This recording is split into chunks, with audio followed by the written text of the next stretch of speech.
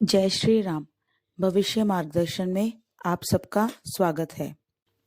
फागुन महीने के कृष्ण पक्ष की एकादशी के दिन एकादशी का व्रत किया जाता है। इस साल 16 फरवरी 2023 को फागुन माह की विजया एकादशी का व्रत रखा जाएगा।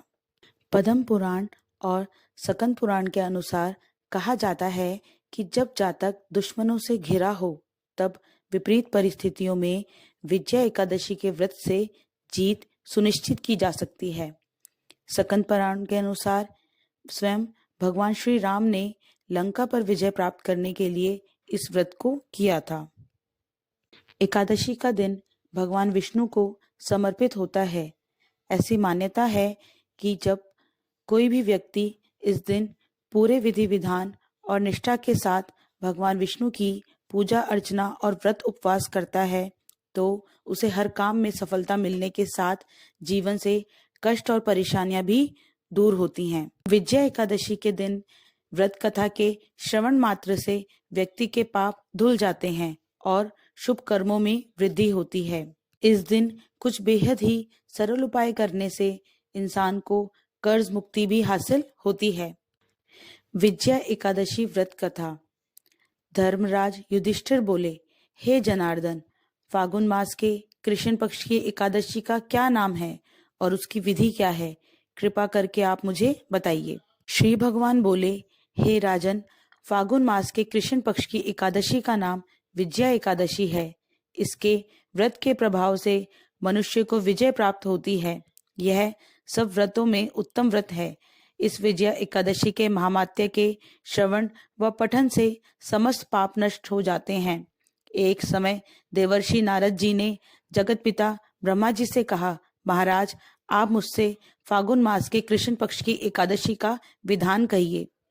ब्रह्मा जी कहने लगे, हे नारद, विजया एकादशी का व्रत पुराने तथा नए पापों को नाश करने वाला है। इस विजया एकादशी की विधि मैंने आज तक किसी से भी नहीं कही। यह समस्त मनुष्य को विजय प्रदान करती है। त्रेता युग में मर्यादा पुरुषोत्तम श्री राम जी को जब 14 वर्ष का वनवास हो गया तब वह श्री लक्ष्मण और सीता जी सहित पंचवटी में निवास करने लगे।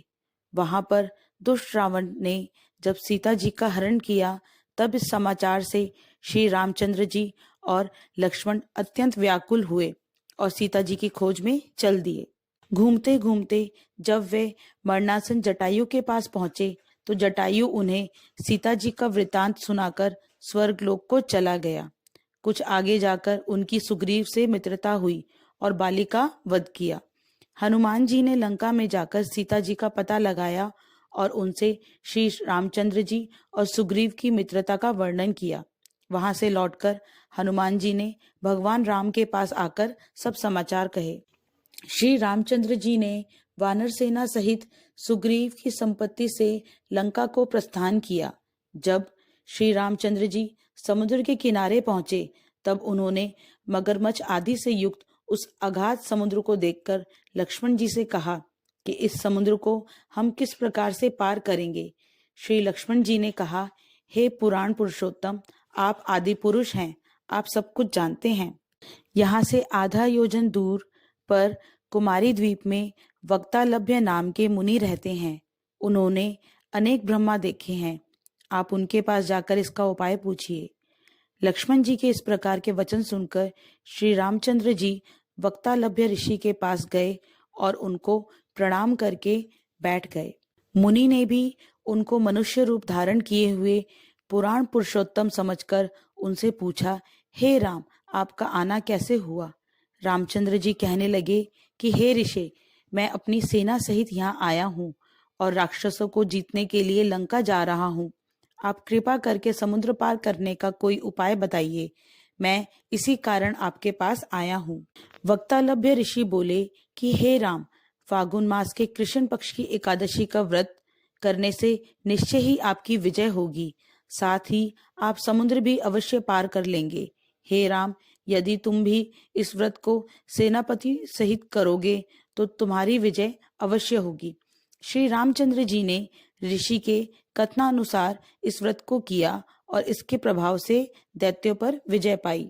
अतः है राजन, जो कोई मनुष्य विधि पूर्वक इस व्रत को करेगा, दोनों लोकों में उसकी विजय अवश्य होगी। श्री ब्रह्मा जी ने नारद जी से कहा था कि हे पुत्र, जो कोई इस व्रत के महात्म्य को पढ़ता या सुनता है, उसको वाजपेयी यज्ञ का फल प्राप्त होता है। विजया एकादशी कर्ज से मुक्ति के उपाय। विजया एकादशी के दिन भगवान विष्णु की पूजा के साथ माँ लक्ष्मी को भी अवश्य शामिल करें। मान्यता है, जो कोई भी भक्त ऐसा करता है, उसे विष्णु भगवान के साथ माँ लक्ष्मी की कृपा भी प्राप्त होती है। पूजा में भगवान विष्णु और माँ लक्ष्मी के 108 नामों का जाप करें। इस दौरान अपने जीवन में चल रही किसी भी समस्या के बारे में भगवान से कहें। जो कोई भी व्यक्ति ऐसा करता है, उसकी समस्याएं और परेशानियां धीरे धीरे कम होने लगती हैं। कर्ज की समस्या से छुटकारा पाने के लिए विजया एकादशी के दिन पीपल के पेड़ की पूजा करना और पेड़ के समक्ष दीपक जलाने का विशेष महत्व बताया गया है। कहा जाता है कि पीपल के पेड़ में भगवान विष्णु का वास होता है। ऐसे में यदि विजया एकादशी के दिन ये उपाय करें तो व्यक्ति को कर्ज मुक्ति हासिल होती है। इस दिन तुलसी का पूजन भी होता है। सही विधि विधान से यदि इस दिन तुलसी पूजा की जाए तो इससे भगवान विष्णु प्रसन्न होते हैं। भगवान के भोग में तुलसी के पत्ते अवश्य डालें। कहा जाता है कि इस उपाय को करने से घर में चल रही कलह और परेशानियां दूर होती हैं। मनोकामना पूर्ति के लिए विजया एकादशी के दिन भगवान विष्णु की पूजा में पीले रंग के फूल अवश्य शामिल करें। श्री विष्णु को पीला रंग और पीले रंग के फूल दोनों ही बेहद प्रिय हैं। ऐसे में ये छोटा उपाय करने से व्यक्ति के समस्त मनोकामनाएं अवश्य पूरी होती हैं। जीवन में सुख समृद्धि हासिल करने के लिए विजया एकादशी के दिन पीले रंग के वस्त्र, पीले रंग का भोजन इत्यादि अपनी यथाशक्ति गरीबों और जरूरतमंदों को दान करें। इस उपाय को करने से घर में सुख समृद्धि हमेशा के लिए बनी रहती है। शाम के समय तुलसी के समक्ष गाय के घी का दीपक अवश्य जलाएं। इस उपाय को करने से व्यक्ति के परिवार में हमेशा सुख और शांति बनी रहती है। आशा है आपको ये जानकारी अच्छी लगी हो। ऐसी ही जानकारी के लिए हमारे चैनल को लाइक, शेयर व सब्सक्राइब करें। जय श्री राम।